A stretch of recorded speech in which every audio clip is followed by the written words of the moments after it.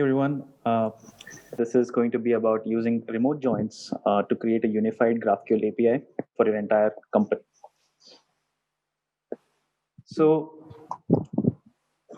so I want to begin with the fact that cloud has become mainstream in every organization.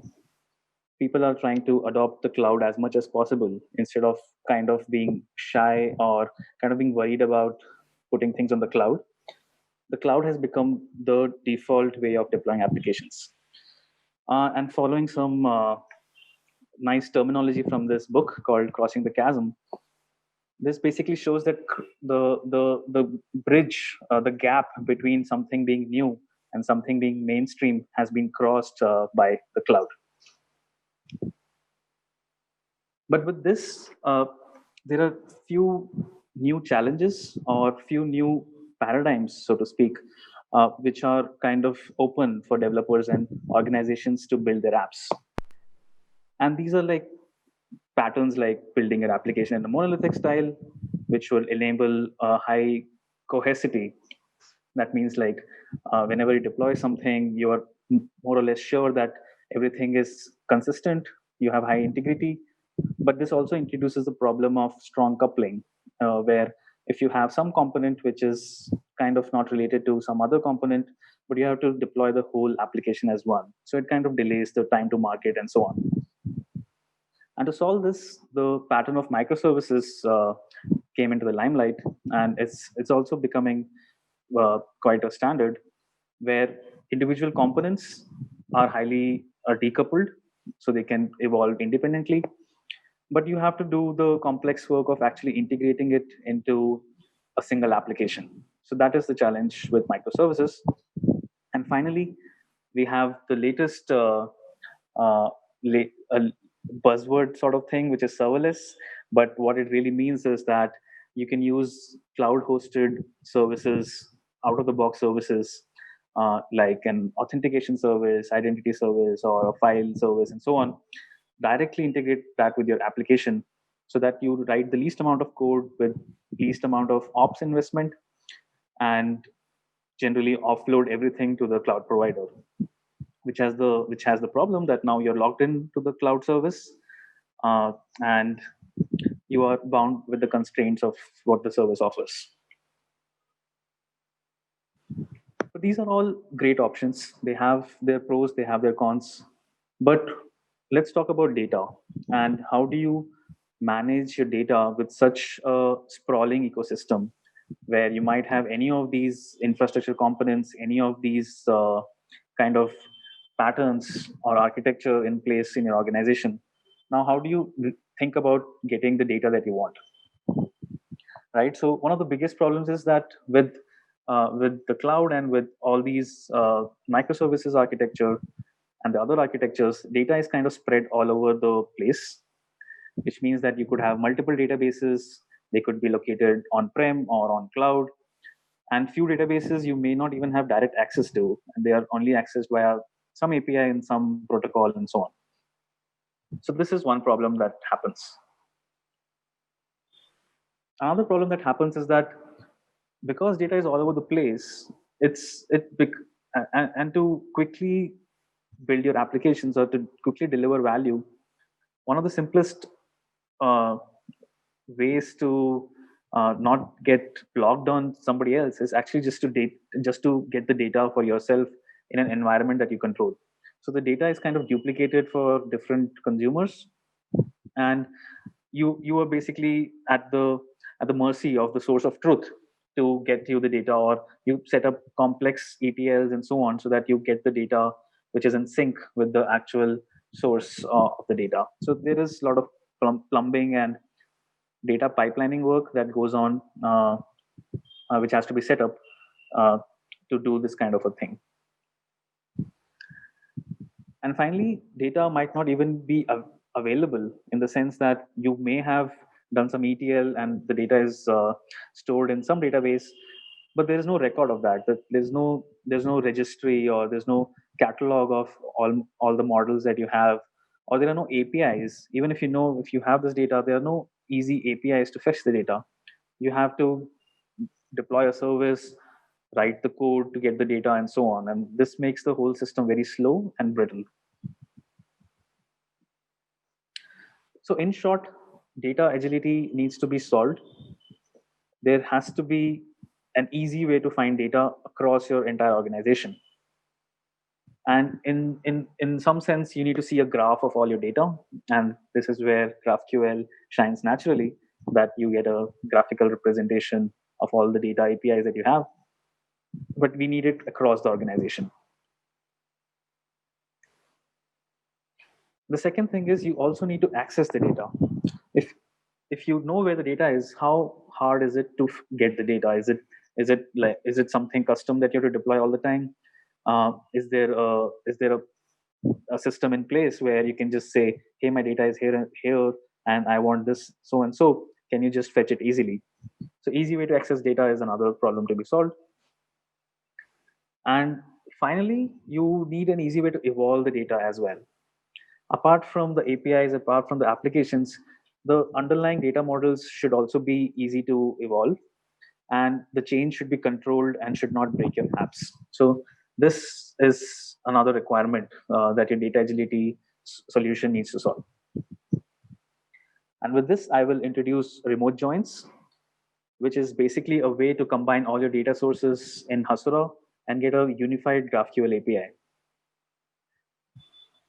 And the crux of remote joins is not just merging individual data sources, it's also being able to create relationships across them, because that is the hard part.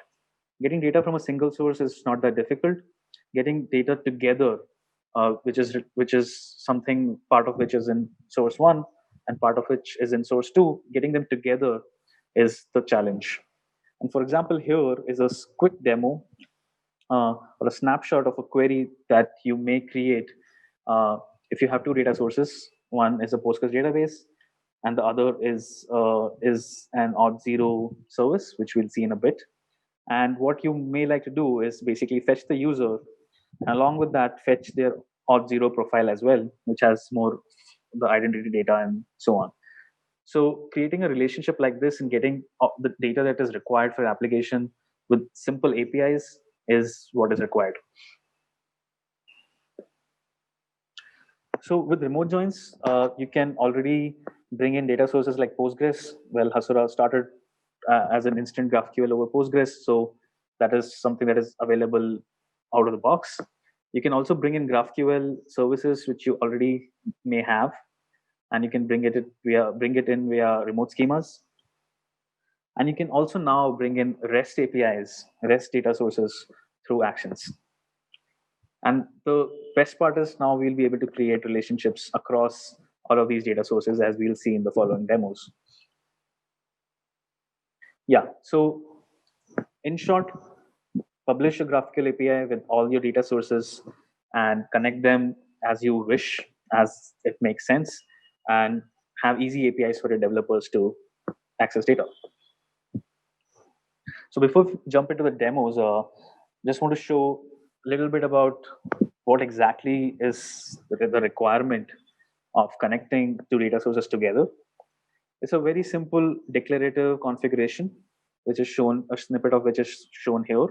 Basically, you say, I want to create a remote relationship between, give it a name, you say, what is a table, which is part of the join, give the column name. You also give the remote schema uh, and the field of the remote schema which you want to join with, right? So this is a simple declarative configuration uh, which would basically specify your join parameters and allow you to create that relationship. And that is it. There is no additional requirement from your underlying sources. You don't need to expose a special capability or add some more information of, of and change the natural way of working with your data source for it to be part of Hasura and for it to work with remote joins. So it absolutely has no dependencies of any sort in the underlying sources. So with this, we will jump into the demos. I have a few demos lined up for you. And the first one is joining a table with the GraphQL API that you may already have.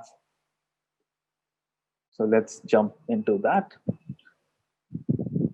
So here I have a GraphQL instance running already, and I have a users table which has few rows, and I don't have anything else, so everything else is empty. So what I want to do is basically first bring in a GraphQL service which is kind of handwritten. It's a wrapper over Auth0, which I'm using for my identity service and authentication. So I've written that and deployed that in Glitch. So I'm just going to basically add that here. So I just need to give a name of the remote schema. I need to give the URL. So this exposes the GraphQL API. And this could be written in any framework. For example, this is written in Apollo Server framework. So you could write it in any framework, and just a normal GraphQL compliant endpoint would work. So I can give some headers for authentication and so on, but I don't have that here. So I'll just add this. So once this is added, what I can now do is go to my users table and go to relationships and add a new relationship. I can give this relationship a name Auth0 profile. I have to choose the remote schema because I may have more than one remote schema. And I need to here, the declarative configuration that I showed you before is basically something that you can do graphically as well. And this would just create that configuration for you. So I want to join the email input argument of the my remote schema field to the email column of this table that I'm in, which is the users table. I can also give static values if I wanted. I hit save. That's it. So I have the Auth0 profile here, relationship created, which means that now I can use Explorer to create my query. For example, I want ID, I want the Stripe customer ID, and I want the Auth0 profile, which is not in the table. This is what we created just now, and we can choose a lot of things here, right? All the schema that was exposed by the Auth0 service is what we see here. So maybe I want last login, logins count, maybe the Auth0 ID, and so on. And there you go. So I get this data from my table joined with my Auth0 profile, which is coming from the remote schema. So this is the first way, where we have joined a table with a GraphQL API, and that is this demo. Now I'll come back here and jump to the next demo. And this demo is going to be joining a table which is available locally with a remote table, maybe which is in some other database. So for that, what I have is a Postgres database, because that is a data source that we support. I will show you that here. It's called Hasura Remote.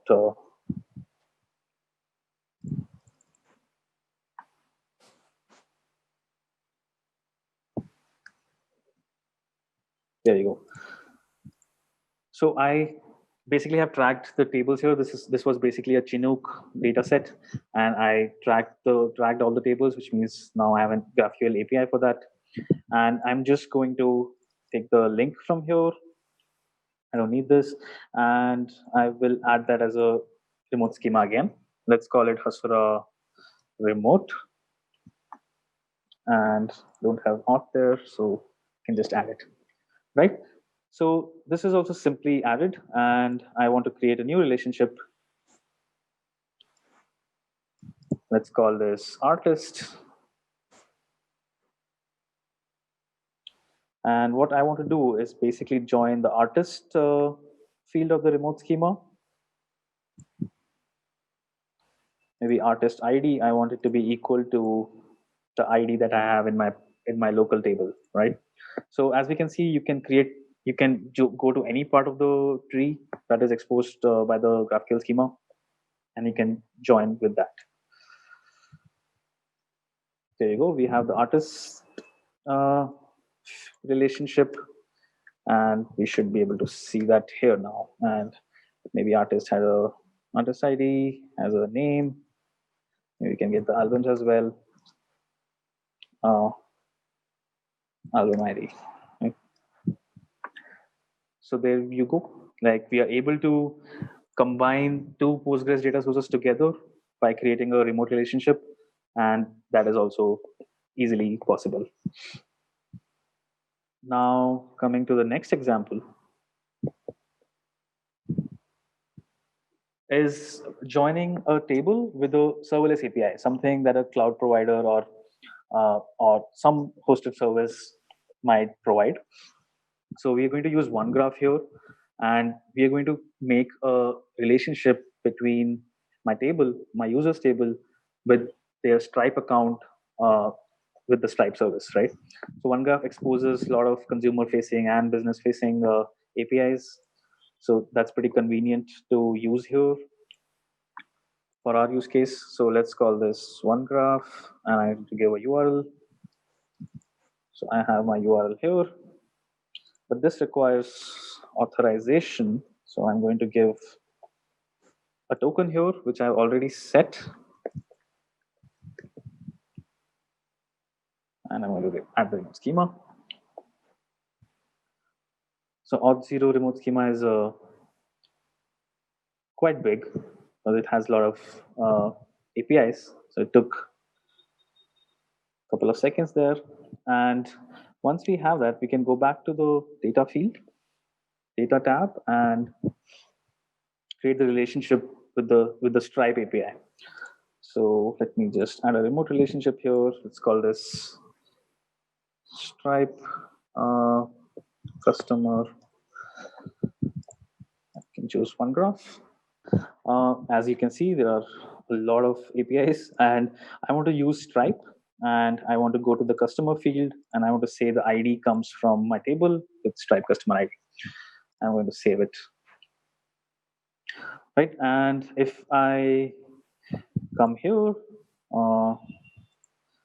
let me now, and I can basically now get my user just here. I can get their ID, I can get the Stripe customer ID, and I have a Stripe customer field here, and I can get the account balance, maybe a lot of things. Let's say invoices as well, bunch of things, right? And if I run this, there you have it. We have basically joined just with Stripe customer ID. We have been able to authenticate with the Stripe API and get the information that we needed in a single API. So this was the third demo. Now coming back to our final demo, which is how do you join a REST API with a table. Previously, we were joining with a table and remote sources. Now we are going to use a REST API to join with a table. And to do that, what I'm going to do is go to Actions. And Actions is a way for you to bring your REST APIs and kind of use Hasura to map it over a GraphQL API easily. And that's what I'm going to do. So we already have users here, but what if I wanted to create a fresh user and allocate them a Stripe account when they log in and so on, and they register for the first time? So I might write that business logic in a REST API, and that's already functional. So I just want to add this here in Hasura. So maybe I can create the field here. Let's call it create user. It takes an email, and the output type is probably user response. And we have to define the custom types that we have defined above. So the user response is the only custom type. So I'm just going to specify that, and it's an int. So the handler is where your business logic is written. I have a handler here already, and that is created. And once it's created, we can create a relationship. Let's call it an object relationship. Let's give it a name. Since I created a user, I may have inserted a user row in the table with a lot more information. So I'm just going to fetch all that information. And so here I want to say the ID, which was exposed in my type, I want it to be joined with the ID of the table. And here you have it. So this was actually a mutation. So let's actually call this mutation. Wait for the schema to load.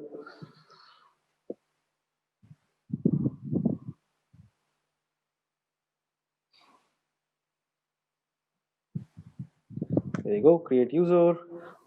I can give an email or IO, and I can get the ID, which is what I had defined. And I can also get the relationship now. So the relationship had the Stripe customer ID. It also had the email and maybe just the ID again. So I can get this.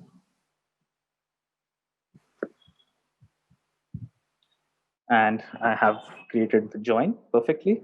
I had this data already. But now the craziest part is we have joined a REST API with a table here, but the table itself was joined with the GraphQL API, and that was my Auth0 profile. And I can get a bunch of information here, maybe last login and I don't know, user ID maybe, and run this. And we have created a three-way join between three different data sources. So that was the final example. So let's get back to our presentation. Right. So now, if you use Voyager or any other tooling, which GraphQL is very famous for, providing a lot of client-side tooling for helping you with developer productivity, you can see your entire API here. And I am showing the API here. I only had a single table, but now with all the remote sources added with relationships, we can see that we have the entire graph of the data that you want to be exposed easily visible. And with that, I want to jump into some of the architectural details of remote joins. And we'll touch upon three factors: security, performance, and consistency. The first thing is that Hasura takes full charge of giving you a very good authorization model so that you can use the APIs, consume the APIs directly from the client side. And all of this is extended to actions and remote schemas. For example, in actions, you can go to the permissions tab and choose which field you want to be exposed for what role. And in remote schemas, you could implement your authorization yourself, and we would forward all the session variables and so on, so that you can use that to build your custom authorization. But in the future, we are also going to provide a native way for you to like do more fine-grained exposure, role-based exposure of fields and other things as well. In short, you can create logical graphs over your unified API for any user, tenant, or stakeholder that you may have. And all of them can access the entire graph that they are authorized to. So that's pretty neat. The second thing is the performance, and we take great care to make sure that you get optimal performance. Uh, and the way that we do that is creating an execution plan which does most of the heavy lifting, which pushes down most of the heavy lifting, right? So for example, if there's a table and GraphQL join, then the SQL that is generated is sent to Postgres. A single query is sent to Postgres. And with remote GraphQL as well, we send a single HTTP API call, and that fetches all the data. And similarly, for all other data sources, we'll try to use as much native capability to optimize the performance as possible. So to give you a summary, we push down the execution as much as possible. So if it's a SQL, we make one query, avoids n+1. If it's if it's over the wire or over the HTTP on the HTTP protocol, we make sure we batch the individual requirements from the remote service, and this avoids n+1 at an HTTP layer and pushes down the execution itself to the remote API. And we'll also work on making sure that you can optimize this further in the upcoming releases. There are many tricks that you can use to make this even better and more easily tunable from underlying data providers, right? And finally, when you have created all these APIs and merged them, created relationships integrity and consistency becomes a problem to solve. And Hasura already has metadata consistency checks at every level. So whenever you add a table, whenever you add a remote schema or an action, it makes sure that that the graph that is exposed is consistent, that all the relationships make sense at a type level, and so on. And this really helps you in setting up tooling so that whenever you are deploying your new service, you run a test in your CI and make sure that it's consistent with the unified graph. And here I have a screenshot where I have deployed a simple GitHub action, which whenever you raise a PR, it's going to uh, PR on maybe your GraphQL service. It's going to try and check its consistency with the unified API and kind of throw an error if it's not consistent. Maybe you removed a field which was being used in a join, and you can just roll back, fix that, and run your CI again. Which brings me to the final part of the talk, which is that we have kind of solved the data federation problem very well, because all the things that were kind of unifying your API were at the Hasura layer. The join, the authorization, the consistency checks, everything is driven through the Hasura metadata, and you do not touch your underlying sources. So they are open for evolution. You can change them however you want and deploy them in a controlled way very easily. And this is why the remote joins allows you to do data federation in a very nice and a powerful way, so that your applications can harness the entire power of your organization's data. And that was my talk. And thank you. If you have any questions, feel free to ping me on Twitter or the community channels that we have at Hasura.